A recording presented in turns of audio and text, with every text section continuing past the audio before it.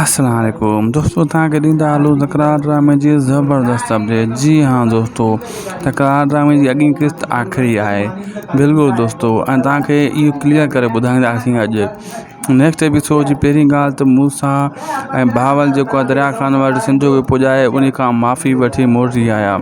ऐं मूसा चवंदो आहे त मीर जो छा थो करे, ऐं भावल चवंदो आहे मीर सां ऐं राणी सां मां अखियूं मिलाइण जे लाइक़ु न आहियां बचो।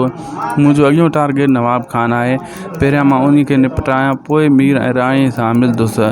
ऐं मूसा चवंदो छो न इन्हनि सां मिलंदो, चए थो मां अगरि इन्हनि सां मिलियो त नवाब खान खे ख़बर पइजी वई त इन्हनि जो ठाह थी वियो आहे। मूंखां पहिरियां हू मूसा मीर ऐं राणी खे नुक़सानु पुॼाईंदो नवाब खान। मां इहो नथो चाहियां ऐं मां इहा ॻाल्हि ख़तमु करणु चाहियां। ॿी तरफ़ सिजावल खान दोस्तनि खे गॾु करे रहियो आहे ऐं नवाब खान जी निंड हराम थी चुकी आहे। सिजावल खान चवंदो हाणे नवाब खान जे लाइ आराम कोन्हे ऐं हुन खे पेट में वकड़ आहिनि त इहो दोस्त कीअं पाण में ठही आहिनि।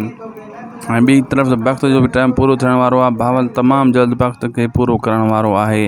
दोस्तों, इहा क़िस्त आख़िरी न आहे, अञा 20-25 क़िस्तां रहियल आहिनि। जॾहिं 20-25 क़िस्तां पूरी थींदियूं पोइ ड्रामो सीरियल तकरार बि पूरो थी वेंदो।